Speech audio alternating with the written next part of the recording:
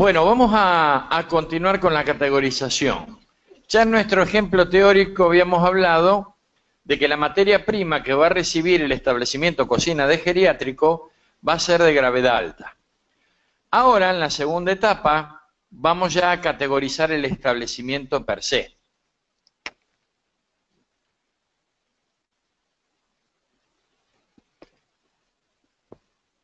Per se.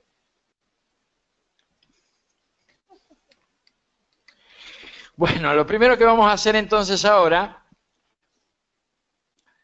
es determinar el riesgo de la materia prima que ingresa al establecimiento, luego el grado o si hay algún tipo de proceso de eliminación de ese potencial peligro y por último evaluar el producto terminado antes de categorizar la cocina de nuestro geriátrico.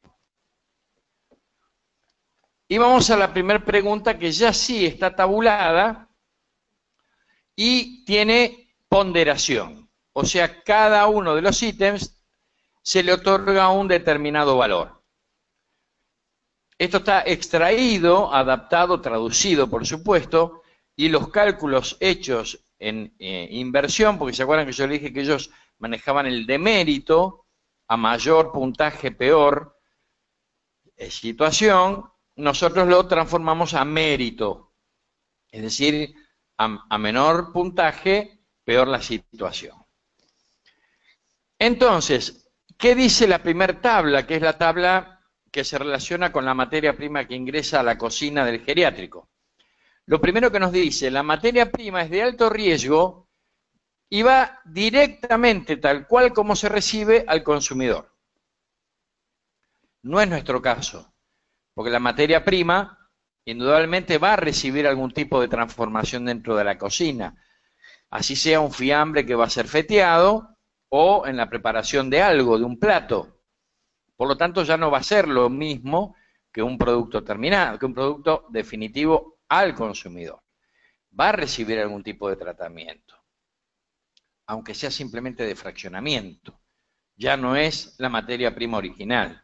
Por lo tanto, la primera pregunta no correspondería, porque no va directamente al consumidor.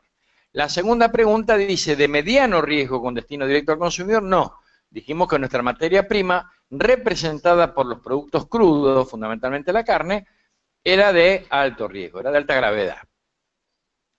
La tercera pregunta dice, de alto riesgo que no tiene como destino directo al consumidor. Y este sería nuestro caso, porque va a recibir algún tipo de modificación o transformación en la cocina. Por lo tanto, le vamos a otorgar 15 puntos. La segunda tabla nos habla sobre alguna aplicación de un procedimiento de eliminación de peligros en esa cocina o en ese establecimiento, en nuestro caso la cocina del geriátrico. Y acá la agencia neozelandesa y australiana es bastante amplia en la pregunta y dice, ¿el establecimiento aplica algún proceso suficiente de eliminación o reducción a niveles aceptables del o de los peligros antes que los productos sean despachados o servidos, o bien se trata de productos que no requerían ningún tipo de tratamiento de eliminación? Por ejemplo, un fiambre. Lo único que se hace es fetearlo y ponerlo en un plato o en un sándwich. No necesita un tratamiento de eliminación de peligros. En teoría ya viene con los peligros eliminados de la industria. Y la segunda pregunta dice, el establecimiento no aplica procesos suficientes de eliminación o reducción a niveles aceptables de él o de los peligros antes que los productos sean despachados o servidos, y las mismas deben ser aplicadas por otro establecimiento o directamente por el consumidor. Vamos a poner un ejemplo para esta segunda pregunta, lo que sería el asado, lo que sería la achura, un chorizo, por ejemplo. O bien un establecimiento que elabora algo para que otro establecimiento elabore un producto final. ¿Se entiende? Por ejemplo, si yo estoy categorizando una carnicería, En la carnicería no aplico ningún tratamiento de eliminación. Y la eliminación va a quedar a cargo del consumidor. O de otro establecimiento que me está comprando la carne. ¿Se entiende? Pero en nuestro caso, como es una cocina donde se elabora comida para los viejitos, se aplica, en teoría, un tratamiento de eliminación. Será la cocción, será el hervor, será la fritura, será el horno, o se sirven alimentos que no necesitan un tratamiento tecnológico. Por lo tanto, le vamos a asignar 20 puntos. O sea, teníamos 15 antes, más 20, estamos en 35 puntos. Ahora vamos a ver qué ocurre con el producto terminado, el que va a ser servido a los abuelos. Y la tabla hace las siguientes preguntas. Los productos que no han recibido un proceso suficiente de eliminación, no es nuestro caso, porque dijimos antes que se aplicaba un tratamiento, así que pasamos a la segunda. Los productos luego de aplicado un proceso suficiente de eliminación o reducción o que no lo requerían, están destinados directamente al consumidor. Ahora sí, lo que sale de la cocina va directamente a los viejitos. Por lo tanto, le asignamos 15 puntos. Teníamos 20 más 15 son 35, más 15, 50. ¿Correcto? Vamos a seguir igual que dice la tabla de las preguntas. Alimentos que no están destinados directamente al consumidor se manipulan y o fraccionan antes de su salida al establecimiento. Vamos a suponer que se está tratando de, sí, lo mismo, una carnicería, una pescadería, una verdulería. Alimentos envasados que se almacenan, distribuyen y o venden en esa condición. Por ejemplo, un almacén que vende productos ya envasados directamente. Entonces, pues, hemos dicho que acá va la segunda. Por lo tanto, teníamos 50 puntos. 15 más 20 más 15. Nuestra cocina hasta ahora lleva 50 puntos. Y ahora vamos a terminar con la categorización. Vamos a tener en cuenta la envergadura del establecimiento, si va dirigido o no a poblaciones susceptibles el alimento, y la forma en que se distribuye dicho alimento. Y lo que se plantea es lo siguiente. En cuanto a la envergadura, establecimiento que prepara y sirve 250 o más comidas por día, o emplea a 10 o más manipuladores directamente involucrados en la elaboración. Generalmente las cocinas de geriátricos no sirven más de 250 comidas y no tienen más de 10 cocineros. Realmente son más chicos, lugares más chicos. Establecimiento que prepara y sirve menos de 250 comidas por día o emplea menos de 10 manipuladores directamente involucrados en la elaboración. Vamos a otorgarle 10 puntos. O sea que ya tenemos un total de 60 puntos. Pero acá viene lo último que agrega la ANSFA, la Agencia Neozelandesa y Australiana, en la cual nos basamos fundamentalmente, y dice, producto alimenticio destinado a población vulnerable. ¿Va destinado a población vulnerable la comida de la cocina del geriátrico? Sí, ¿no? Entonces le resta 20 puntos. De 60 ahora tiene 40. ¿Correcto? ¿Es una empresa de catering? No, no son una empresa de catering. No estoy yo categorizando una empresa de catering. Si lo fuera, le voy a tener que restar 5 puntos más. Por ejemplo, un catering hospitalario. La comida va a una población vulnerable y aparte hace catering. O sea que en lugar de 20 le voy a terminar restando 25. ¿Se entiende? En este caso le estoy restando 20. ¿Hace reparto a domicilio? No, es una cocina. Cuando se habla de reparto a domicilio, tratamos de respetar la traducción textual. Pero en realidad, acá nosotros también aclaramos en el libro todo el que hace reparto. La Serenísima, cuando hace reparto en sus camiones, hay que considerarlo reparto. No solo la pizzería que te lleva el delivery a tu casa, hay que considerarlo reparto. ¿Se entiende? Los camiones que llevan del frigorífico a las carnicerías, hay que considerarlo reparto. Porque en ese trayecto podemos tener un problema. ¿Mm? Entonces, dijimos que hasta ahora tiene 40 puntos. Eran 15 más 20 más 15, ¿sí? Más 10, y ahora le restamos 20. Quedó en 40 puntos. Y entonces sí vamos a la categorización final. Y si marcamos 40 puntos, nos da que es un establecimiento de moderado riesgo con tendencia a alto riesgo. Porque está dentro de los 36 a 48 puntos. Quiere decir que aquello que era subjetivo, nosotros lo hemos transformado en objetivo. Yo puedo demostrar desde mi organismo bromatológico, o inclusive no únicamente de un organismo de control, porque esto también hay que resaltarlo, esto se aplica a líneas de procesos. Si yo tengo un establecimiento y soy control de calidad, yo puedo determinar cuál es el riesgo teórico del establecimiento en el que trabajo, e inclusive cuál es el riesgo teórico de cada una de las líneas de elaboración, pues se puede aplicar tranquilamente, sin ningún tipo de problema también. Por lo tanto, en la broma, para la bromatología de mi ciudad, en mi municipio, todas las cocinas de establecimientos geriátricos, en teoría, son todas de mediano riesgo con tendencia a alto riesgo. Por lo tanto, mi prioridad de auditoría, si recuerdan esa filmina que vimos anteriormente, va a caer en prioridad 2. ¿Qué significa esto? Que primero yo me voy a dedicar a los de alto riesgo. No sé cuántos voy a tener en mi municipio hasta que no haga la categorización teórica.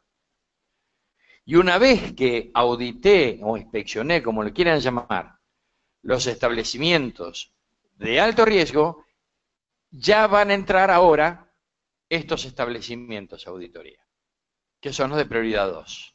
¿Se entiende esto? Es decir, que ya a mí me está sirviendo no solo para planificar dentro de mi organismo de control, o, vuelvo a repetir, de mi control de calidad, la línea de proceso de mayor riesgo, que es la que primero voy a auditar. Haré toda una escala de todos los establecimientos que tengo. Los que serán prioridad 1 serán los primeros en auditar. Y luego entrarán los de categoría 2, es decir, de prioridad 2, que son los de categoría de mediano riesgo con tendencia alto. Cuando nosotros hicimos esto ya es una cosa particular, nosotros lo aplicamos en el mercado central, ahí en 2013, nos asustamos, porque nos dimos cuenta que teníamos más actividades de alto riesgo que las que nosotros sospechábamos, o relacionábamos subjetivamente por el conocimiento propio de la materia alimentaria. Pero cuando uno entra a tallar todo esto y a clasificarlo por número y a elaborar una planilla con establecimientos de alto riesgo, uno puede empezar a aplicar el GIS, que después lo va a explicar Walter, aplicar distintos grados de presión sobre cada uno de los establecimientos. Y esto es importante cuando a nosotros nos llega un establecimiento que lo han habilitado, y dicen, che, habilitamos una fiambrería. ¿Y qué le pidieron? Y lo tradicional, que llenen los papelitos, los otros papelitos. Y le pidieron un croquis del establecimiento. ¿Por dónde va a entrar la materia prima? ¿Dónde se va a conservar? ¿Dónde se va a expender? ¿Por dónde va a salir los residuos? No. Porque además ellos no tienen por qué saberlo, son administrativos. Pero las bromatologías no recibimos nunca la notificación. Entonces nosotros vamos y le exigimos un croquis. Y si no lo saben hacer, se lo hacemos nosotros, en el momento. Hay una disposición de ANMAT que sugiere que si bien está hecho para síndrome urémico hemolítico, elaborado por la doctora Roberta Sammartino, donde dice que el auditor en el momento debe elaborar, si le fuera posible, un croquis para saber si hay cruzamientos o no adentro. Y ya le empezamos exigiendo mínimamente un manual SSOP. Tienen que saber lo que es la limpieza y desinfección, que no saben nada, pero nada, nada.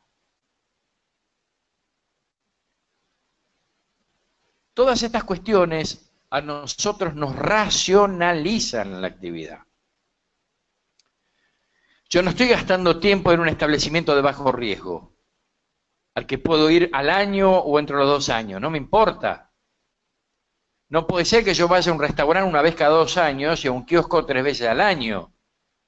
No tiene sentido, es irracional.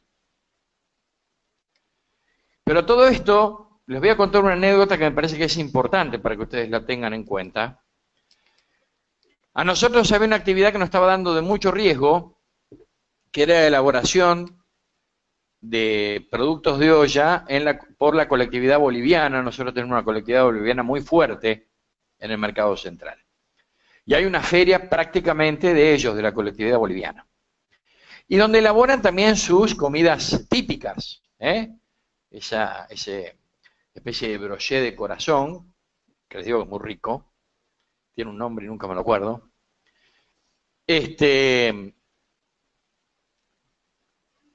Anticucho, exacto, gracias. Anticucho, la Río Negrina saltó ahí atrás y dijo Anticucho. Bueno, y nosotros es una actividad que nos daba de alto riesgo. Una cosa es lo teórico y otra cosa es lo que vamos a hablar ahora un ratito, que es lo post-teórico. Cuando nosotros empezamos a auditar esos establecimientos, a la semana cayó el cónsul de Bolivia, quejándose porque nosotros estábamos haciendo discriminación, porque estábamos ejerciendo presión sobre una comunidad. ¿Se entiende? Intervino un juez. ¿Me van siguiendo? Esto hace añitos ya, ¿no? La única forma que nosotros zafamos fue demostrándole por qué nosotros estábamos haciendo eso. No era que lo estábamos persiguiendo a ellos. Habíamos perseguido un montón, pero ¿qué era lo que habíamos hecho? Habíamos ido a los establecimientos de alto riesgo.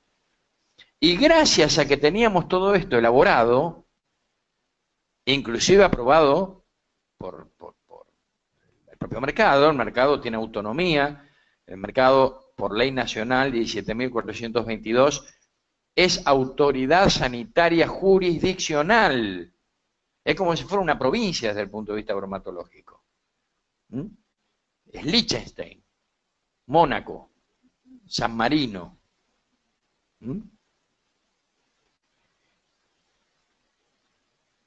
Es decir, ¿a qué apunto con esta anécdota que les cuento? Que pueden venir problemas, pero si ustedes lo tienen armado y justificado como corresponde, y si logran que haya, como siempre hincha Huguito, que haya una normativa tras que respalde, que a ustedes les dé la seguridad, esto yo les digo, y permítanme que yo maneje un término de los pibes ahora, ¿no?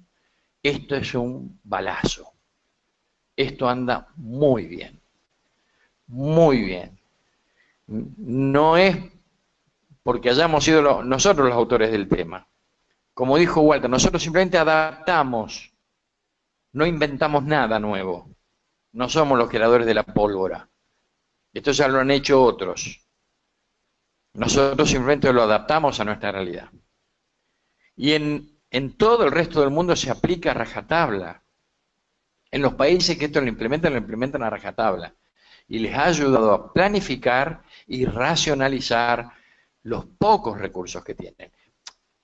Ellos hablan de poco. Lo poco de ellos sería para nosotros estar en Waikiki, ¿sí? Haciendo surf en las olas. Pero ellos también se quejan, ¿eh?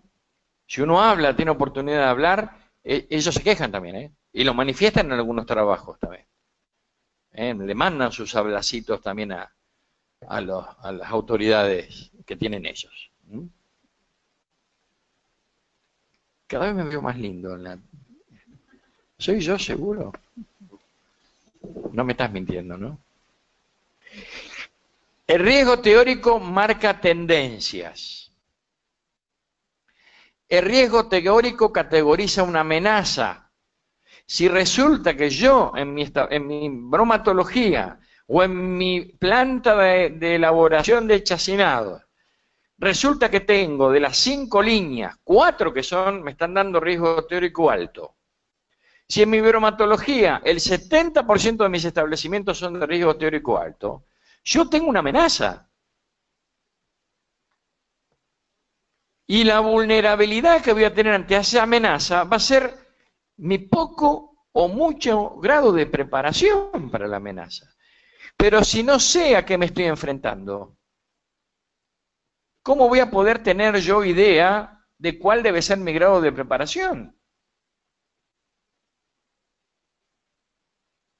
Si tengo el 40% de heladerías y me da de mediano riesgo, está bien, prioridad 3, y no tengo termómetros,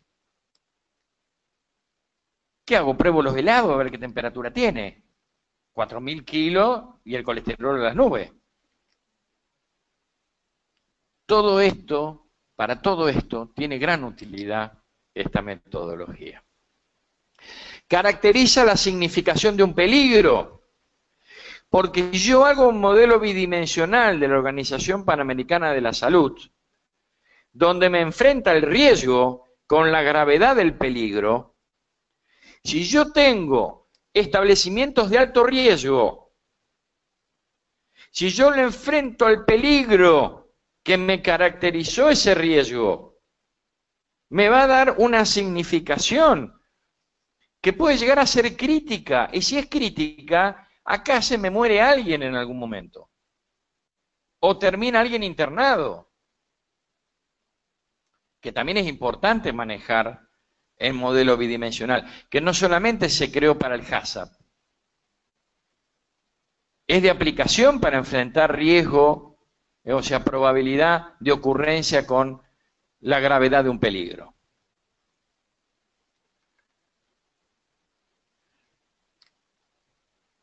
Cuando yo enfrento la amenaza a la vulnerabilidad, esto me da idea de las consecuencias potenciales. Si yo tengo amenaza y soy muy vulnerable, las dos me aumentan, el grado de consecuencia puede llegar a ser muy grave. Y yo cuando hablo de grave, hablo de la salud de la población, no de mi estabilidad como funcionario, o la estabilidad de un político, o la estabilidad de una marca, que es importante, pero no es prioritaria. Prioritaria es la salud del que va a consumir.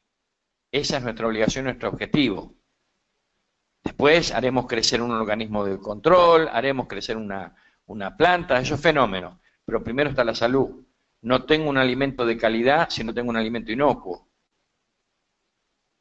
El packaging no hace la calidad.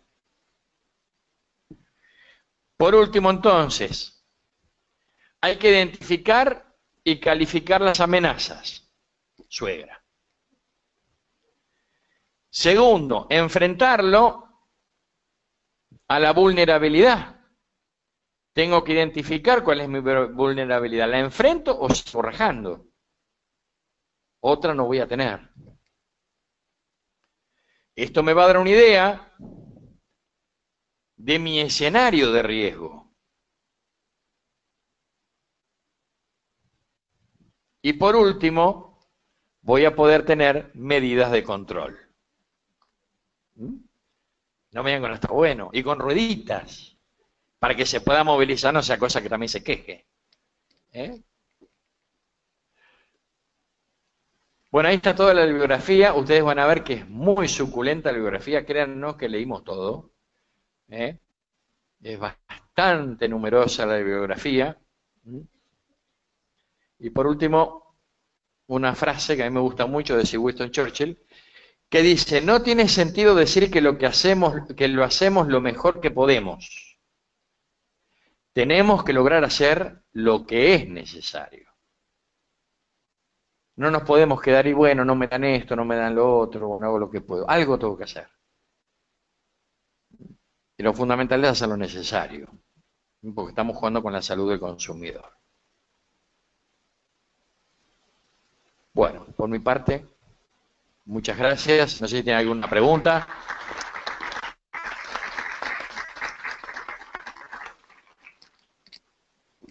¿Alguien quiere hacer una pregunta?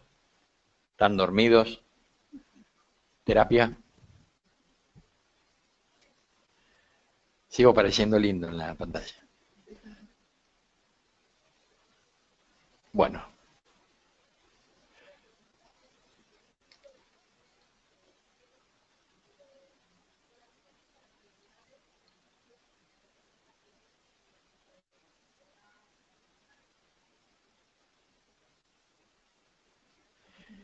Bueno, acá preguntan si la metodología que nosotros aplicamos simplemente se enfoca, o digamos, no simplemente, se enfoca en las prioridades o también de la categorización o también en la frecuencia de las auditorías.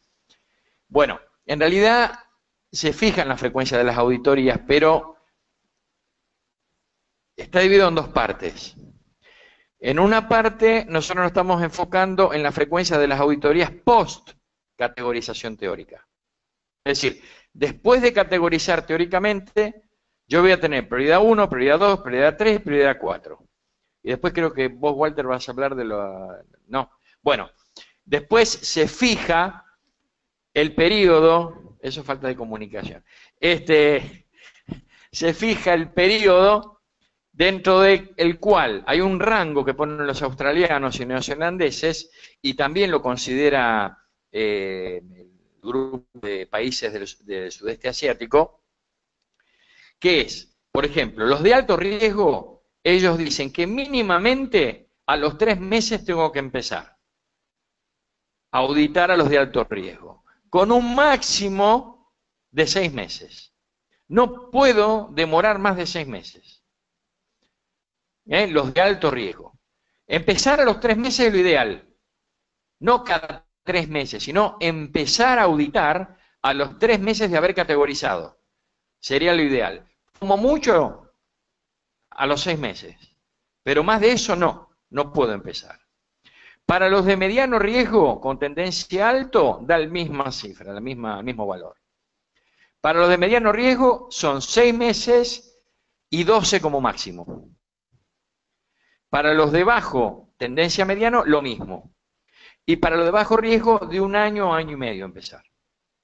O sea, da plazos, después de haber categorizado por primera vez, te dan los plazos más lógicos como para empezar a salir ya a hacer la evaluación real del establecimiento. Porque después que vos auditás el establecimiento, entrás en otro, que es la categorización real. Y vos, para categorizar realmente y no hacerlo desde el punto de vista subjetivo, también tenés que ponderar. ¿Qué calificación va a sacar un establecimiento que yo audito si no lo tengo ponderado? ¿En base a qué voy a decir que el establecimiento es de alto, mediano con tendencia alto, mediano, bajo con tendencia mediano o bajo riesgo? Si numéricamente no lo tengo. Yo usé numéricamente para categorizarlo teóricamente. Pero ahora que voy a auditarlo, ya no, lo hago subjetivo. Hugo piensa que es de alto riesgo. Roberta piensa que no, que es de moderado. El doctor Pilati dice que hay que arruinarlo todo, destruirlo y dinamitarlo, porque no cumple con la normativa. Entonces empezamos a lo subjetivo. Ahí entra lo subjetivo. Te agarra un abogado, como siempre dice mi amigo, te agarra un abogado que entiende un poquito y te hace tallar y cantar en la ópera. ¿Miento, doctor? Bien. Entonces uno tiene que resguardarse. Y en esto es lo que estamos trabajando ahora nosotros, que es en el escenario de riesgo a través de la ponderación. Yo tengo que saber qué valor sacó el establecimiento después de la auditoría. Y lo voy a tener que enfrentar, ese establecimiento, a su clasificación teórica, si queda ahí, o si hay que modificarlo. Pero eso ya es individual. Para la bromatología, todos los establecimientos cocina y geriátricos son de moderado con tendencia alto. Por más que vaya uno y me dé de bajo riesgo. Pero yo tengo que demostrar por qué me da de bajo riesgo. No lo puedo hacer a través de mi forma de pensar. Y eso, después, si yo tengo muchos establecimientos post-auditoría de alto riesgo, mi escenario ya no es teórico, mi escenario es real. Esto me puede pasar ahora. Hay muchos establecimientos que son de alto riesgo post-auditoría y están laburando perfecto, cuando no tendrían que estar laburando mucho. Esa es la segunda parte, es la parte muy importante. No sé si te respondí o me fui, pues ya, viste, llega una edad que uno patina.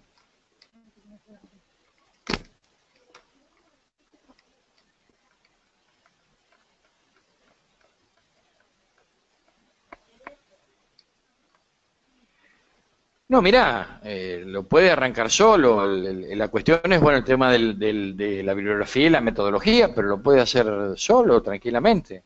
¿Sí? Por supuesto, también puede pedir a la universidad, que eso después creo que íbamos a hablar del tema bueno, la cooperación, que creo que hay convenios y todo eso, ¿no? Aparte por parte de la municipalidad, de la universidad. Así que sí, sí, sí. Dale. Bueno, dicen que excelente, desde Santa Cruz dicen que bien implementado, da como un respaldo legal, entonces tendría más seguros, y preguntan si va a haber cursos sobre implementación de la metodología, y después todos agradecen que te quieren. Yo también lo quiero, si me invitan, mejor a ir, hotel 5 estrellas, avión, vacaciones. Bueno, nos saludo a todos de Santa Cruz, no sé si estará Rosita Cuarto ahí escuchando. A Carolina, bueno, saludos a los santacruceños. Sí, la idea está en implementar, o sea, de ir, bueno, aquellos que soliciten de la universidad a dar una mano para implementar. Ya, de hecho, lo hicimos en Rosario, fuimos bueno, en lo personal estuve yo, estuve con los amigazos de Rosario, gente extraordinaria, y ellos ya estuvieron trabajando, hicimos implementación. Ellos elegían establecimientos e íbamos, se trabajaba en grupos y los íbamos implementando. Quedaron realmente muy contentos. No sé cómo estará ahora la altura de la implementación, cómo habrá progresado. Esto fue el año pasado. Vos tenías una diapositiva ahí con la diapositiva, mira. Oh. Qué viejo que esto. Claro, pues estuve en Chaco y estuvimos en Rosario. Pero sí, sí, sí, decir que sí, sí. Si me invitan pronto, mejor. A Galvez ya te invita, dice que te invitan a Galvez, en Santa Fe. Catalina Romano dice, esto establecería que los establecimientos de bajo riesgo los auditás una vez al año. Está bueno, pero a veces comienzan a vender alimentos que no cumplen con las reglamentaciones, como los kioscos que venden sándwiches sin etiquetado obligatorio, y eso lo ves cuando vas. Perfecto. Perfecto, pero vos le podés ganar de mano, porque cuando vos categorizás un kiosco, categorizás kiosco, kiosco con venta de, kiosco con elaboración de, porque vos sabés lo que pasa en tu municipio, en tu ciudad. Entonces vos vas categorizando las actividades que vos sabés que existen. Y entonces ya no es un kiosco cuando vas, ves que vende. Vos ya lo tenés categorizado. Si cuando vas vende, es decir, vas a ir porque justamente va a estar incluido dentro de una categoría que será de mediano riesgo o de alto riesgo o, bueno, la que salga. Pero vos ya lo vas a tener categorizado. Por eso es tan importante la categorización a nivel local, que cada uno de los municipios sabe lo que ocurre dentro de su ejido. Porque en un momento dijimos de hacerlo desde la universidad, pero no sirve. Porque se hace desde un escritorio, y si bien esto lo van a armar desde un escritorio, lo van a armar con la realidad de su municipio, o de la planta frigorífica o establecimiento elaborador que ustedes estén haciendo director técnico o control de calidad. Se hace de escritorio, pero se hace en base a la realidad que se vive en el lugar. Y ahí es lo importante de esto. Acá te invitan con cordero patagónico por medio. No, y después pregunta Griselda Consoli, que es de Capitán Sarmiento, de acá de provincia de Buenos Aires, ¿cómo tienen que hacer para solicitar el asesoramiento porque les interesa poder implementar? Bueno, ahora después cuando esté Walter, Walter les va a indicar bien, porque él es mi jefe, entonces yo no puedo pasar por encima de mi jefe. Me lo enseñaron de chiquito eso. Bueno, chicos, un gusto realmente, les agradezco mucho. Ah, sí.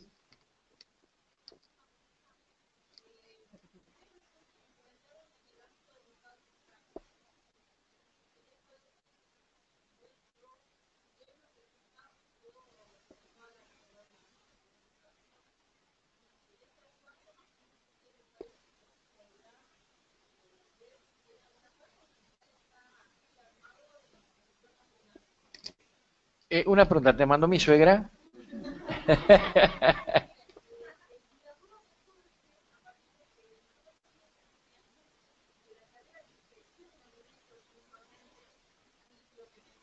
¿De dónde?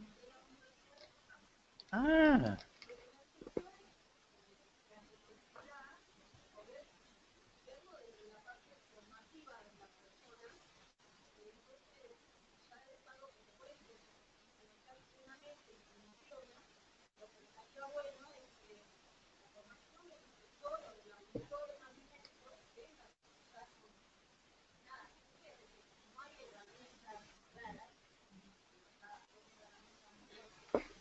Bueno, para repetir la pregunta va a ser un poco largo, pero acá lo que me dicen es si la implementación, como fue en el mercado central, si ha dado resultado, y además si esto ya puede inclusive enseñarse a nivel educativo, a nivel de universidad.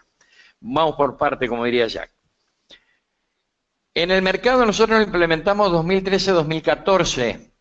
Nosotros la categorización demoró un mes, habrá sido, porque también implicó que nosotros hiciéramos un recorrido general, porque había actividades que realmente no sabíamos bien cómo agruparlas, ¿sí? Por eso demoramos un poco más. Pero en realidad si se sientan y trabajan una semana, en 2 semanas, uno tiene la categorización teórica hecha. Hay que escribirla.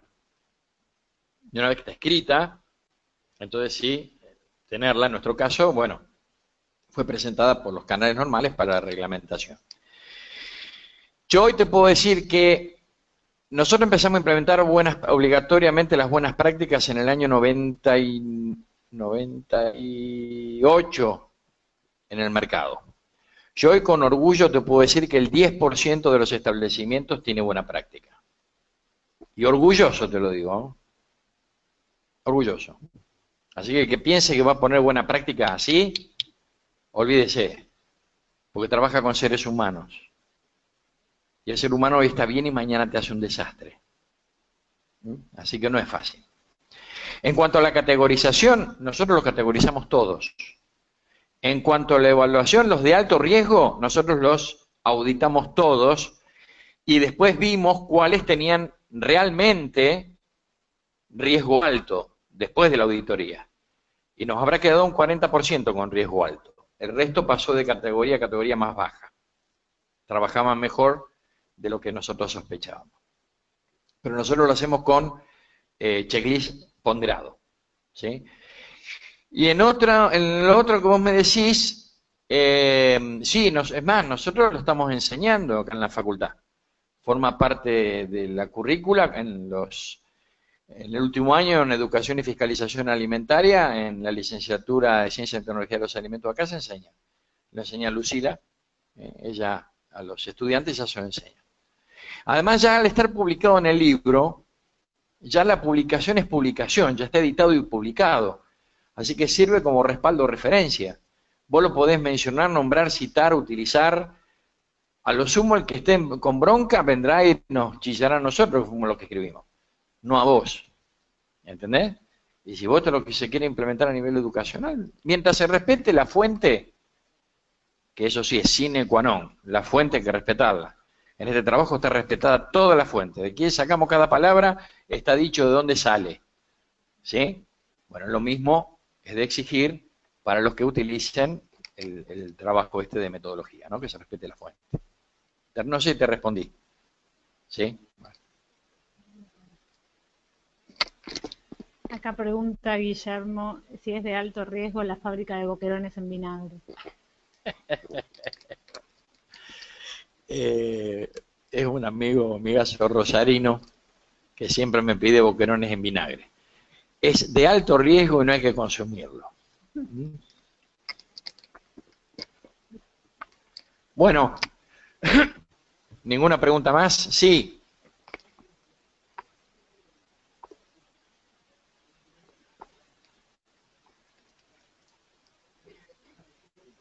Sí. Ah, buena pregunta.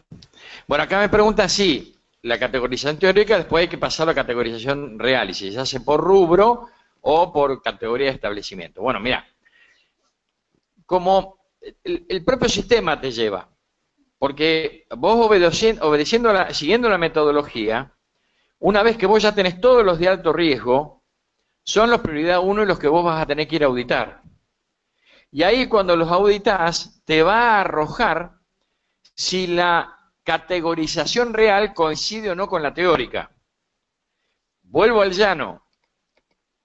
Si vos, el tema está ahora en cómo ponderás vos la auditoría que haces en el establecimiento para que te arroje también una categorización real ya, no teórica. No sé si se entiende, es lo que vos me estabas preguntando. Ahí viene el tema. Vos la real la vas a ajustar en base al resultado de la auditoría. Por eso es tan importante. Y perdóname que haga una salvedad y robe un minutito más. El checklist no es la panacea. Las listas de chequeo no es necesario que se sigan a rajatabla. El auditor entrenado audita sin problema. Lo que es importante es que se tome 10 minutos para leer el checklist, marque y vea si se olvidó de algo. Ese es el fundamento del chequeo.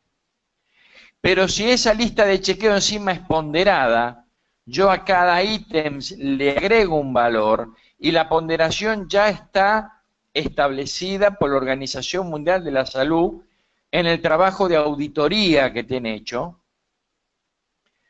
O sea que encima hay referencia bibliográfica de por qué cada valor. Entonces yo utilizando eso obtengo un valor final que lo voy a contrastar con la categorización teórica. Si me da de 0 a 38, de 38 a 46, ¿qué valor me da? Y entonces sí, realmente yo voy a ajustar la auditoría, voy a ajustar el establecimiento a la categorización real. Porque además, yo al haber establecido la categorización teórica, voy a apretar diferente al que venga a habilitar. Tengo que pedir diferentes cosas, lo que hablábamos al principio. O sea, que te abre mucho panorama. Mucho panorama. Y al que a vos te dé de alto riesgo real, lo vas a tener que tener con la espada de Damocles en la cabeza. Porque ahí tenés una amenaza. Vos como organismo de control, y si fueras control de calidad o director técnico, como director técnico control de calidad, tenés que bajar el riesgo. ¿Se va entendiendo? Esto es mejora continua. Los municipios estamos acostumbrados a que te pidan cantidad de decomisos, cantidad de infracciones, cantidad de acta de intervención, cantidad de intimación de mejora. Está bien, es importante, pero ¿para qué sirve? ¿Mejoran los establecimientos sabiendo eso? No. El establecimiento mejora si vos podés demostrar que de alto riesgo pasó a mediano riesgo. Entonces yo informo que 48 establecimientos de alto riesgo, yo de esos, hoy, 30 están en mediano riesgo. Entonces yo estoy diciendo que ahí hay mejora continua. Mi trabajo está dando resultado. ¿Se entiende? El trabajo de control y el trabajo de la gente está dando resultado. No sé si chiste no puedo contar. A las últimas dos. Preguntan si existe alguna planilla base que puedas aportar para utilizarla y que después, dependiendo del establecimiento, la adecúen. Y después consultan si la elaboración de pimientos en la cocina de un restaurante para la elaboración de los platos es de alto riesgo. Bueno, dos preguntas muy puntuales. La primera de la planilla, sí, yo la cobro 5 lucas cada planilla. A menos se sabrá. Nada, una bromita nomás. Sí, es más, nosotros estamos trabajando en eso. Así que calculamos que cuando podamos sacar este trabajo ya vamos a proponer una planilla ponderada, modelo, por supuesto base, no estricta, o sea, cada uno podrá adecuarla, usarla o no usarla. Nosotros vamos a proponer simplemente una sugerencia de una planilla ponderada, siempre en base a referencias bibliográficas y trabajos científicos de investigación hechos y existentes. Por ahí habrá algo de elaboración propia, pero que no se aleje mucho de lo que tiene que ver con los fundamentos, ¿no? Técnicos. Hoy por hoy, te digo, no tengo para, más allá de la que uno puede usar, por ejemplo, en el mercado, que bueno, usamos una propia, pero que no se adapta por ahí a las circunstancias de otro lugar. Y en cuanto a los pimientos, bueno, es algo muy puntual. Eso va a depender mucho de la cantidad de vinagre que se le agregue, de la cocción, si estuvo adecuadamente conservado después de la cocción hasta que se peló. Algunos lo pelan en caliente, otros lo pelan en frío, eso depende mucho. El tema está que mientras se agregue la cantidad suficiente de vinagre, la cantidad suficiente de aceite, a muchos recomiendan que se haga en caliente, después de cocido directamente. Otros que se cierre e inmediatamente se mantenga en baño María 2 horas para pasteurizar. Eso depende mucho, pero en realidad no, porque ponete a pensar que tendríamos problemas más que nada con algún tipo de anaerobio, ¿no? Y los anaerobios son bastante problemáticos desde el punto de vista de salud. Yo diría que no. Quiero entender que me estás hablando de los pimientos morrones que usan, que preparan y ponen en frasco los restaurantes y después van administrando. No sé si a eso te referías. Pero no, porque generalmente los restaurantes agregan cantidad de vinagre suficiente, no acidifican bien. Y si no acidifican bien, bueno, habrá que rezar antes de ir a un restaurante. Bueno, me voy. Bueno, muchas gracias por la atención y por las preguntas. Muchísimas gracias por la atención que me dieron. Gracias. Buenos días. Bueno, gracias a la universidad, a los organizadores por hacer un espacio para participar también y reafirmar algunas cosas que ya hemos dicho en el libro. Reafirmarlas digo porque yo agregué algunos conceptos que no están en el libro, pensando en que efectivamente esto se va a implementar en algún momento en los organismos de control. Sobre lo técnico yo no voy a hablar, no es de mi incumbencia, no corresponde que lo haga, pero sí me gustaría marcar esto. Durante mucho tiempo y antes de escribir el libro, veníamos pregonando al estilo 1810. Digo, hubo, hace un rato decía, las provincias que hemos recorrido, los municipios que hemos andado, cuántas auditorios hemos compartido y aprendido a la vez. Y en todo ese andar hemos pregonado una forma objetiva de hacer los controles, de pasar del modelo de inspección, que ya calificamos viejo y con seguridad viejo, a un modelo de auditoría que es el que permite adelantarnos a los hechos dañosos, a eso que después nos arrepiente, nos hace caer lágrimas y nos duele muchísimo porque la gente se enferma y porque muchas veces se muere, y entonces eso da pena pero ya es tarde. A la vez vienen las responsabilidades o el análisis de las responsabilidades. Y ahora me acuerdo de alguna consulta específica del Consejo Profesional de los Ingenieros Agrónomos, donde hablamos sobre la responsabilidad de los profesionales concretamente. Entonces, hay que tener muchas cosas en cuenta, porque son muchas las cosas que entran en juego. Por un lado, esto que es la función principal de la bromatología, en cuanto tiene por misión y por función cuidar la salud de los consumidores. Y lo otro que está a la par es la responsabilidad profesional de quienes se encargan del ejercicio de esos controles.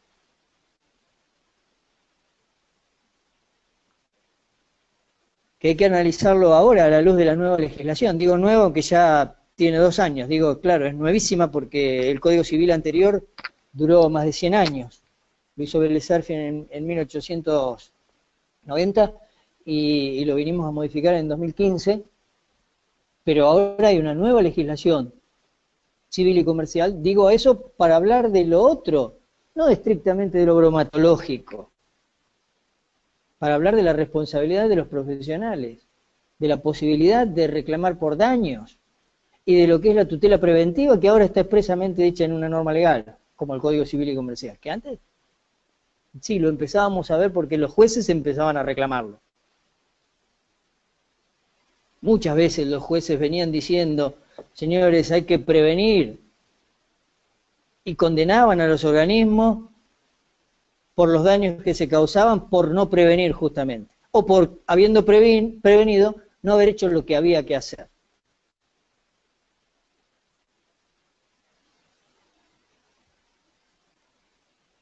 Algo que ya hemos dicho muchísimas veces, los que me han escuchado en otras participaciones, obligadamente hablamos de la función de policía y del poder de policía. Es propio del Estado, es propio de la organización.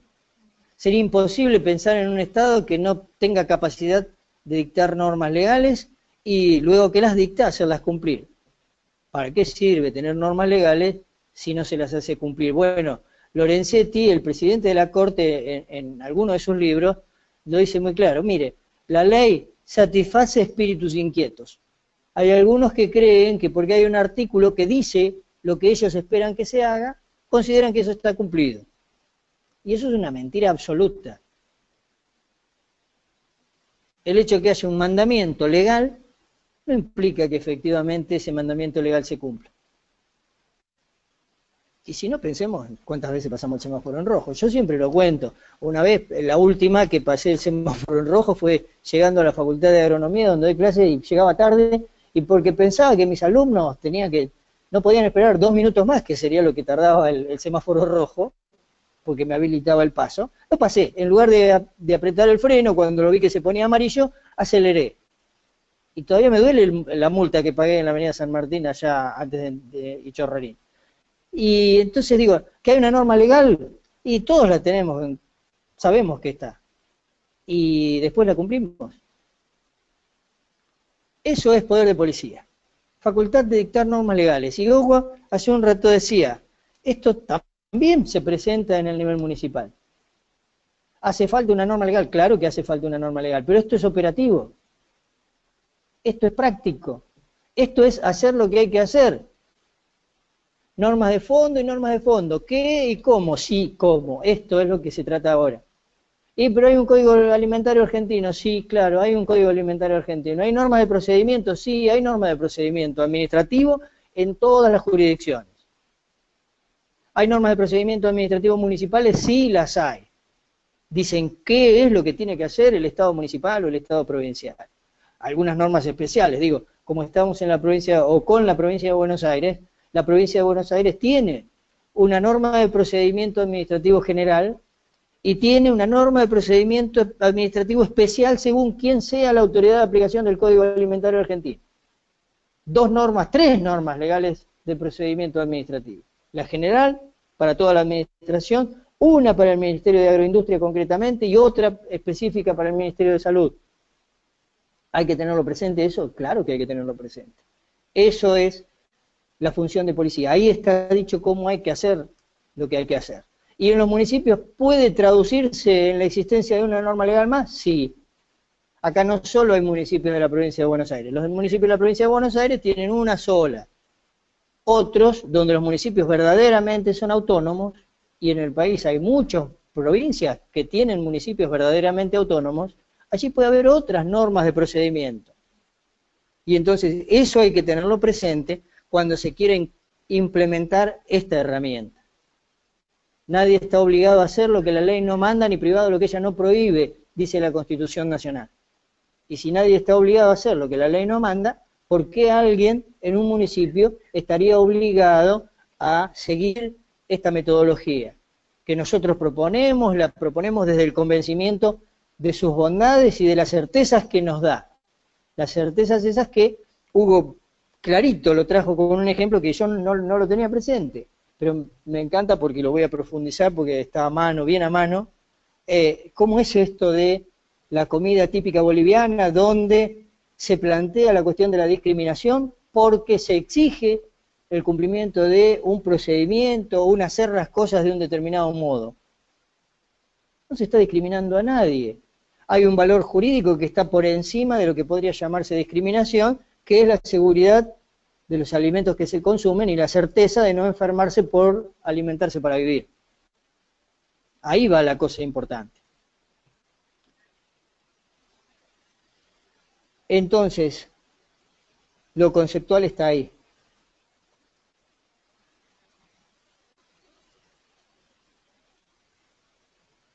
En la misma línea, estamos hablando de un derecho humano. El primero de los derechos humanos, o si no es el primero, el que le sigue. Yo digo, el primero es que me dejen vivir. Porque si me matan, entonces no me importa la protección de los alimentos, ni me importa la existencia de la bromatología, ni de esta metodología. Primero, garantícenme vivir. Y después, dos cosas son indispensables. Respirar y vivir. Y si no, ya que digo de respirar, me tiene conmocionado porque ya estoy viejo también, como dice Hugo, y entonces me lleva a la época de las Malvinas y los submarinistas estos que se están quedando sin aire, digo, me trajo ahora cuando dije, hace falta primero que me dejen respirar. Y después que me alimenten a las criaturas. Somos una de los animales que más tiempo necesitamos que nos alimenten desde afuera. Y eso a veces cuando se trata de alimentos inseguros, alimentos peligrosos, conlleva consecuencias que ustedes saben igual o mejor que yo. Y ahí viene la importancia que tiene que asumir el Estado. Aquello que tantas veces hemos analizado y hasta discutido, ¿es garante del Estado? No, el Estado no es garante. Garante es el que se hace cargo de las obligaciones que otro asumió y no cumplió. El Estado no es garante de las obligaciones que asumió y no cumplió quien decidió elaborar alimentos. Ahora, el Estado sí es responsable de implementar sistemas de control adecuados para que ese que fabrica alimentos los haga como tiene que hacerlo y no ponga en riesgo a la salud de quienes los consumen, que son simples e inocentes. Ya hemos hablado en otras oportunidades de la asimetría de la información que hay entre quien elabora y quien consume. Hace poquito Walter, encontraba un caso que es paradigmático y estoy haciendo el análisis crítico de la sentencia de la Corte. Oye, ¿te jugás contra la Corte? Sí, me voy a jugar contra la Corte, porque digo, acá lo que falló fue esto justamente. Una familia se reúne cerca del fin del año, compra empanadas de una marca de primer nombre y se enferman. Queda claro que se trata de una enfermedad alimentaria. Hay dos elementos probatorios claros. Sin embargo, en la última instancia, y llegó a la Corte, el pater familia es abogado justamente, y llevó la causa a la Corte de la Nación, y terminó las empanadas más caras de su vida, 248.000 pesos de costos y costas en el juicio perdido. ¿Cómo puede ser que perdió el juicio habiéndose enfermado por consumir empanadas? Ah, porque le faltó el ticket. Sí, le faltó el ticket. Pero había muchas formas de demostrar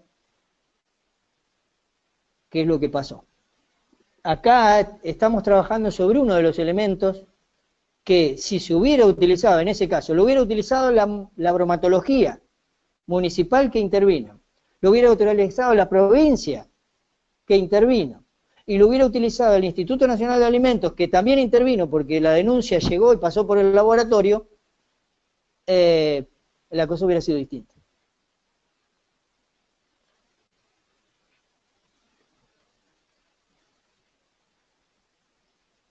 Lo que me parece que es importante cotejar o poner en paralelo de esto que están viendo ustedes, es otra cosa que marcó Hugo: la apreciación objetiva o subjetiva.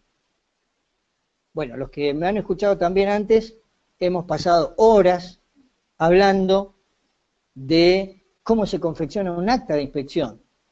Y ojo, digo inspección porque la ley 18284, el Código Alimentario Argentino, sigue hablando de inspección.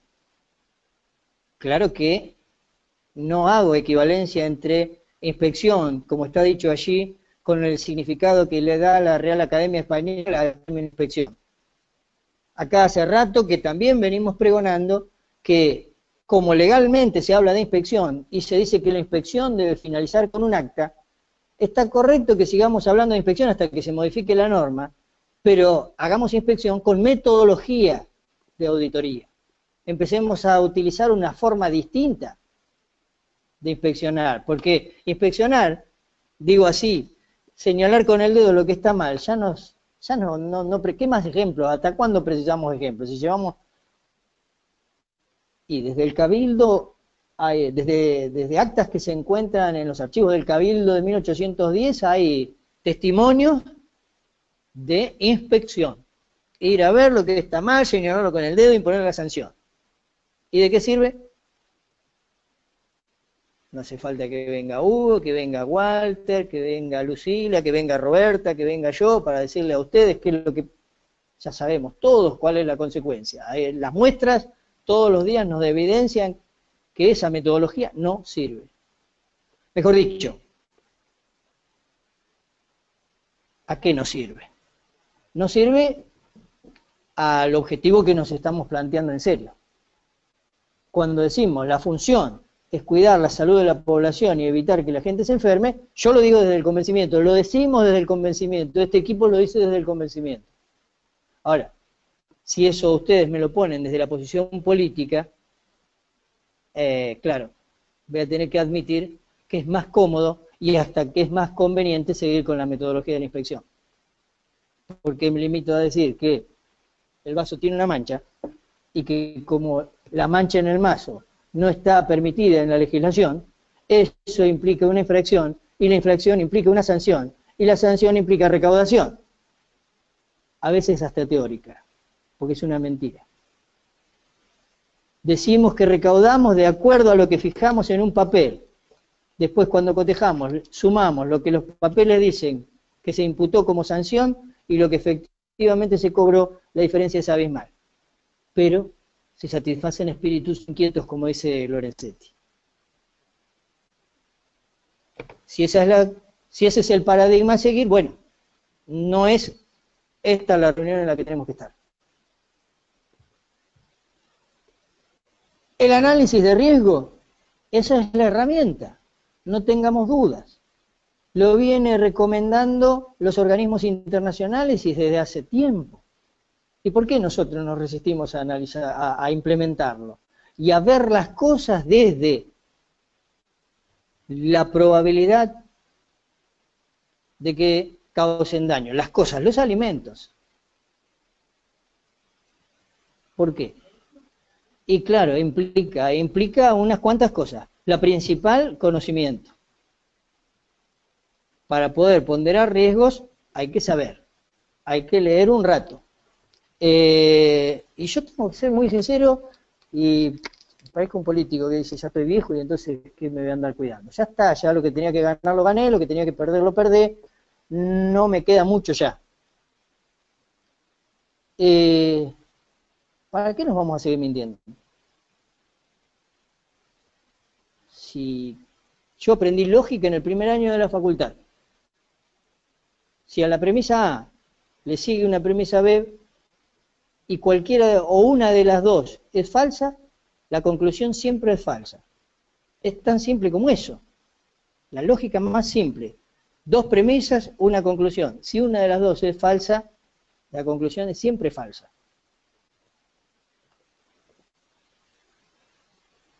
Que se analicen los riesgos es una exigencia de los consumidores. Me estoy fallando del tiempo.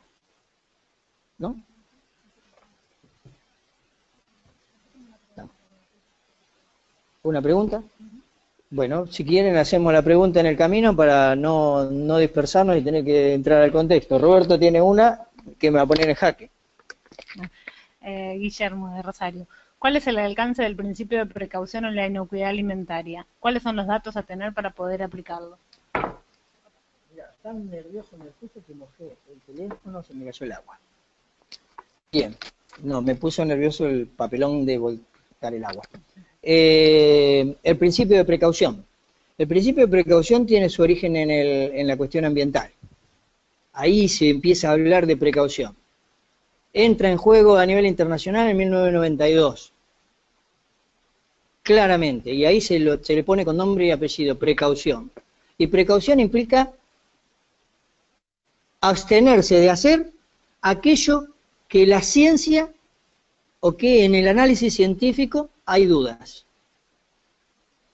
No hacer aquello que la ciencia no tiene certeza, dicho en otros términos. Bueno, si la ciencia me dice que hay un caso concreto en el que no tengo certeza, eso no tengo que hacerlo. No me viene un ejemplo para mostrarlo, pero tomemos uno aunque sea arbitrario. Esto que planteaba recién de los morrones. Bueno, si yo tengo bibliografía que me dice que no sé qué puede pasar con los morrones puestos en vinagre y aceite en conserva, y no tengo que hacer morrones en vinagre y aceite. Eso es precaución. No hacer o tomar la decisión de no hacer aquello que la ciencia tiene dudas respecto de cuál va a ser la consecuencia de hacer. Distinto y tiene que ir junto, porque seguro que la repregunta va a ser, ajá, ¿y si fuera prevención? Y prevención es lo que hay que hacer. Esto es prevención. Esta herramienta es para prevenir los dos principios fundamentales, precaución y prevención. En la prevención sé exactamente y científicamente qué es lo que va a pasar cuando haga lo que hago. Y entonces, ¿para qué voy a hacer lo que está mal si ya sé qué es lo que va a pasar? Ah, bueno, si quiero cometer un delito, claro, hago lo que está mal para provocar el daño, pero es intencional. No es la cuestión que a nosotros nos convoca. No sé si está respondido con eso. ¿Está bien? Bien. Me voy a ajustar. En la función de prevenir, la función del Estado es hacer cumplir la ley. La ley está hecha para prevenir. La legislación alimentaria son o está compuesta por una serie de tipificaciones, hechos descritos, quiero decir, tipificaciones, hechos descritos, para prevenir. Yo tantas veces digo, es como la receta de una torta. Si pongo esto, aquello, lo otro, en tales condiciones y en tales cantidades, voy a tener como resultado una torta. Si altero alguna, algo va a cambiar y la torta va a dejar de serlo o va a salir mal. El código alimentario es exactamente lo mismo. Una tipificación seriada y clasificada por rubros de distintas cosas que hay que hacer. Cuando no se hacen, algo pasa. A veces más grave, a veces menos grave. A veces con consecuencias imperceptibles, ni nadie se da cuenta. Se sustituye uno por otro, pasa. ¿Y está alterado? Sí, está alterado. Lo adulteraron, lo cambiaron. No es lo mismo. ¿Hay engaño? Hay engaño. Pero nadie sufrió las consecuencias en la vida o la salud. ¿Hay que proteger lo otro también? Sí, hay que protegerlo. están las dos cosas protegidas en la legislación alimentaria. Bueno, eso está dicho por la FAO, no tiene sentido ni que yo pretenda interpretarlo. Además es conceptual. Es responsabilidad de los organismos controlar e implementar medidas que sean intuitivas del interés de los consumidores, sí. Y entonces ahora entra en juego esto que es nuestra propuesta. Ese trabajo de investigación que nos llevó mucho tiempo. Mucho tiempo. Mucha lectura, mucho revisar y hasta llegar a la certeza de esto es lo que nosotros queremos transmitir. Ya Hugo dijo, hay una cantidad de cosas que son las que han hecho otros. Y a eso no hay que tenerle miedo. Yo hace tiempo leía que alguien decía, yo no como dulce de naranjas porque las naranjas no son mías. Y eso es sonso. ¿Qué sentido tiene no comer dulce de naranjas porque las naranjas no son mías? Las naranjas las produjo otro. Acá es lo mismo. Acá el conocimiento lo desarrollaron otros. Nosotros con tiempo, con esfuerzo, lo que hemos hecho es compilar, analizar y transformarlo en dulce. Y eso mismo es lo que uno pretende. ¿Qué sentido tendría? Yo no implemento un sistema, una metodología, porque no la hice yo. Pero si acá está. En todo caso, si hay algo que se puede mejorar, bienvenido sea. Seguimos abiertos a, si algo se escapó, si hay algo que se puede mejorar, a recibir la contribución y a proponerlo.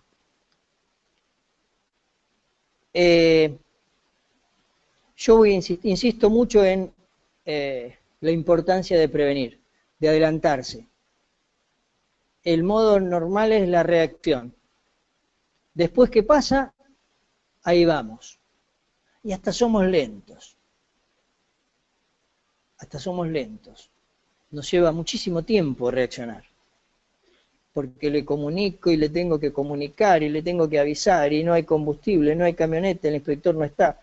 Una cantidad de cosas que son parte de la planificación, son parte de la propia gestión, son parte de cómo se hacen las cosas. La herramienta ya está. Lo que importa es el cómo implementarla. Entonces, importa pensar estratégicamente. Y ahí yo lo defino. ¿Qué es el pensamiento estratégico? ¿Cómo se puede traducir en términos sencillos? Poder entender qué es lo que hay que hacer para hacer ese cambio que estamos esperando. Y conste que el término cambio, cambiemos, cambiar, es anterior a cambiemos. Vale aclararlo, porque digo, no sea cosa que alguien piense que el libro tiene una connotación política. Hemos hablado de cambiar, porque efectivamente estamos convencidos que hay que cambiar el modelo de inspección.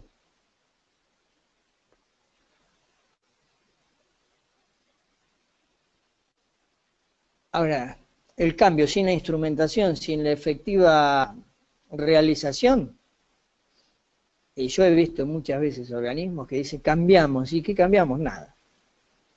Cambiamos para hacer siempre lo mismo. Bueno, ya lo había dicho Einstein, no esperes resultados distintos si es que hace siempre lo mismo. Y a veces, y a nosotros nos pasa, y con frecuencia. Y a veces hasta convencidos de que estamos haciendo algo distinto.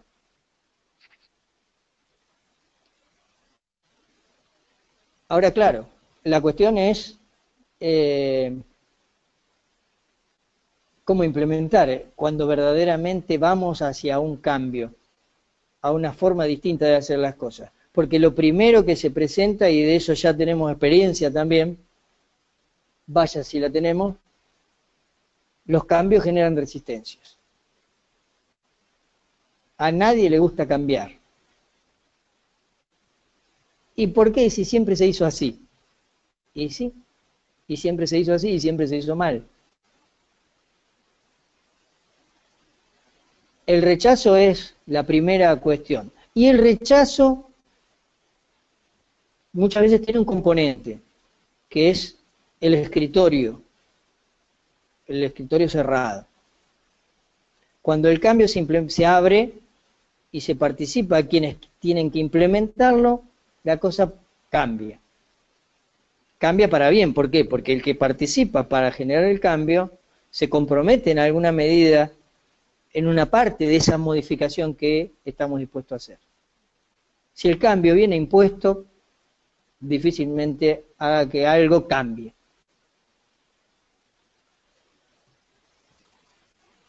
Lo otro es propio de la gestión, intrínseca de la estrategia.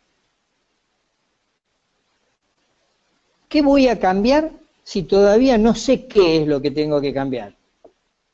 Entonces, la propuesta es descomponer todo eso que tengo que hacer. Lo primero que tenemos que hacer es ver cuáles son las obligaciones legales que tenemos, cosa que muy pocas veces se hace y otras tantas no se cumple. ¿Dónde está dicho qué es lo que tengo que hacer como órgano del Estado? Provincial, municipal, nacional, del que sea. ¿Dónde está dicho? Y eso está dicho. No es lo que me dijo que tengo que hacer. Lo que tengo que hacer es lo que está dicho en una norma legal. Las misiones y funciones y acciones que tiene que desarrollar un ministerio en la nación o en una provincia está establecido. Lo que tiene que hacer cada una de las secretarías y la bromatología municipal está establecido en una norma legal, está en una ordenanza municipal. Y si no es suficiente lo que allí está dicho, hay que modificarla. Nadie puede hacer lo que no está dicho expresamente en la ley. Es un principio rector del derecho público, de la administración, el principio de legalidad. Es inverso al que nos rige a los particulares. Los particulares, por regla, podemos hacer todo salvo lo que expresamente tenemos prohibido. La administración es exactamente al revés. Solo puede hacer lo que la ley le permite hacer, con un margen de discrecionalidad. Y esa discrecionalidad, esa posibilidad de oscilar, apartarse un poquito, tiene también un límite, que es la razonabilidad. Lo otro ya es delito. Entonces, eso es importantísimo, descomponer cuáles son las obligaciones, ver cuál de esas están cumpliéndose y sigue igual, porque si se está cumpliendo y se hace bien, ¿por qué voy a cambiar? A ver si lo desmejoro. ¿Y qué es lo que no estoy cumpliendo? Lo que no estoy haciendo mal para hacerlo mejor, pero tengo que saber qué.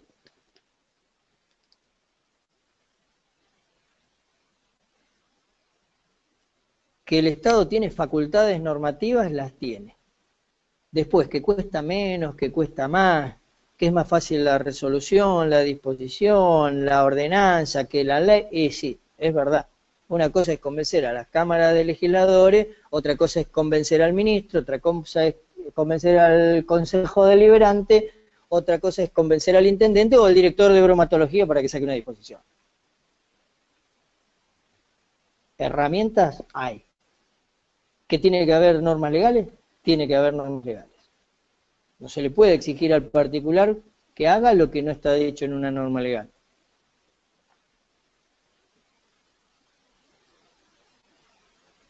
¿Cuántas veces vemos esas competencias que se generan entre organismos?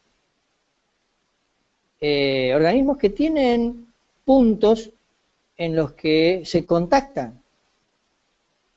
Entonces lo hace aquel, lo hace este, y muchas veces no termina de hacerlo ninguno. Entonces, ¿qué es importante ahí? Determinar cuáles son esas competencias y ver en qué me diferencio, qué es lo específico, qué es lo que me distingue. Si hay competencias similares, tengo que ver cuál es la diferencia entre uno y otro, para que cada uno haga lo que tiene que hacer. Entonces, se evitan esos solapamientos, esa...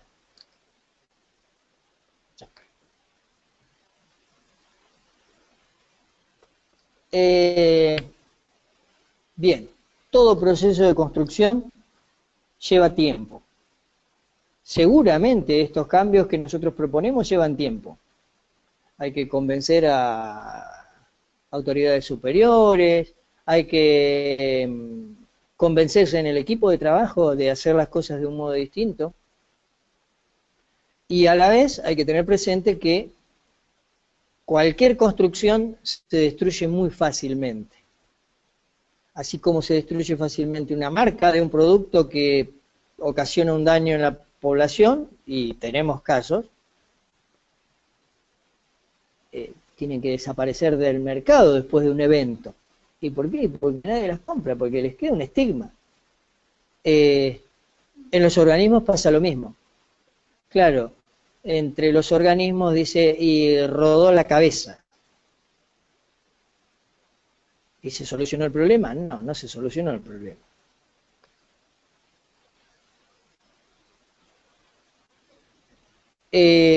Hoy hablábamos de la responsabilidad hace un rato y acá lo quiero ya concluir.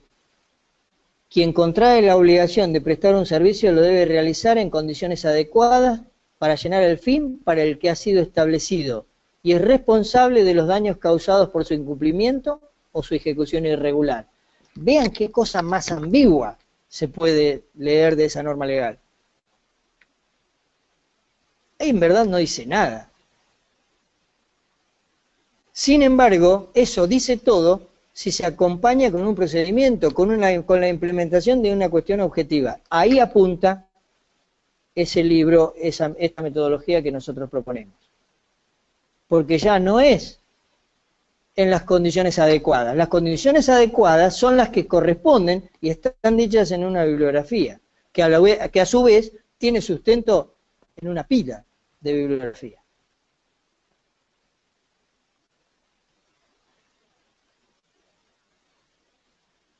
No da tiempo, podríamos llevar mucho rato en explicar cómo lo aborda esta cuestión del Código Civil y Comercial. Llévense ustedes, porque cerca de cada uno de ustedes hay un abogado en la provincia, en la dirección de bromatología, donde esté, y analícenlo.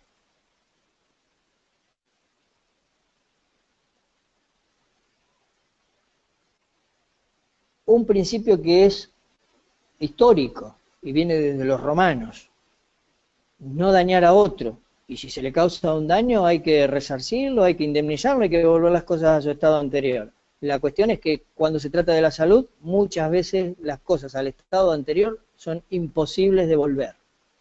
El muerto no resucita.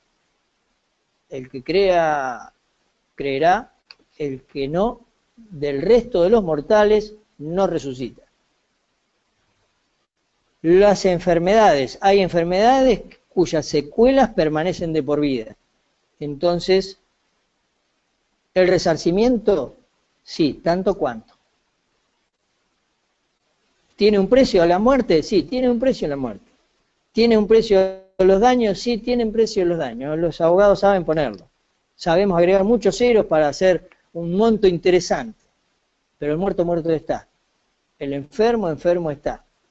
El que se quedó en diálisis porque se le arruinaron sus riñones por síndrome urémico hemolítico, ¿qué hace con la pila de ceros? ¿Para qué le sirven los millones?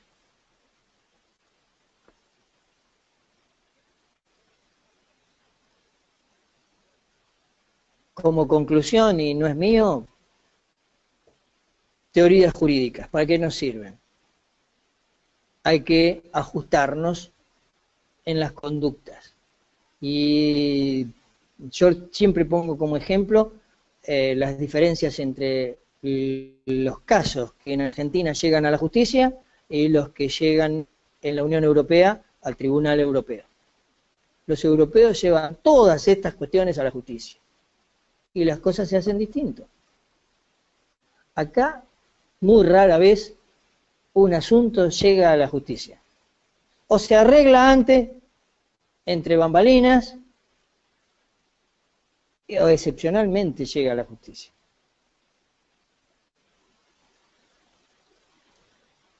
Bueno, sobre la metodología, ya que el tiempo nos apremia, esto repite lo que ya se ha dicho.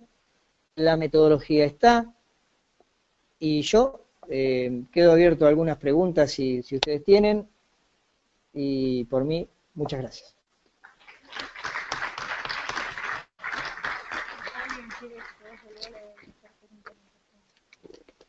Alguien pregunta si podemos hablar del director técnico. Sí, claro.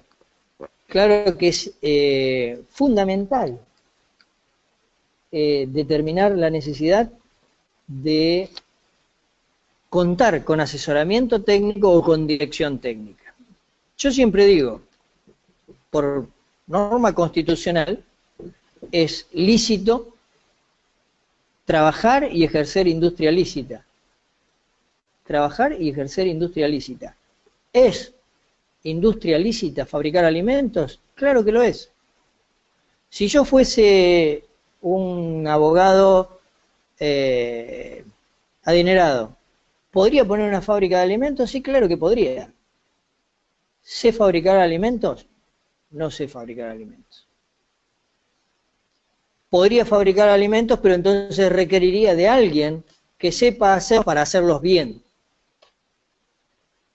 ¿Todos los establecimientos requieren dirección técnica o asesoría técnica? No sé. Lo dice Walter, Hugo, Lucila, que saben más de eso. Yo podría repetir porque por ósmosis, tanto andar, Jorge, que está ahí, entre los establecimientos uno ha ido aprendiendo cosas. No soy yo el que tiene que decir dónde va dirección técnica, dónde va asesoramiento técnico. Estamos en un problema. Yo no he encontrado una norma legal que defina una y otra cosa. Yo tengo mi concepto. Lo hemos dicho. Para mí la dirección implica exclusividad, servicio permanente. El asesoramiento no requiere servicio permanente. Ahí es la distinción que yo puedo hacer. Hay establecimientos que requieren dirección, o sea, servicio permanente, sí. Hay establecimientos que solo les basta un asesoramiento, sí. Lo que no alcanza es lo que suele ocurrir. Como la norma legal lo exige, pasa una vez por semana, pasa una vez cada... Pone la firma acá y ya cumplí con la norma legal, y sí, nosotros acá nos arreglamos, sabemos cómo hacerlo. Eso sí es verdaderamente riesgoso para el ejercicio de la profesión, para la persona que se expone a ese juego. Eso es verdaderamente peligroso. No sé, ¿algo más? Nada más. ¿Alguna pregunta acá? Nada más. Muchas gracias. No,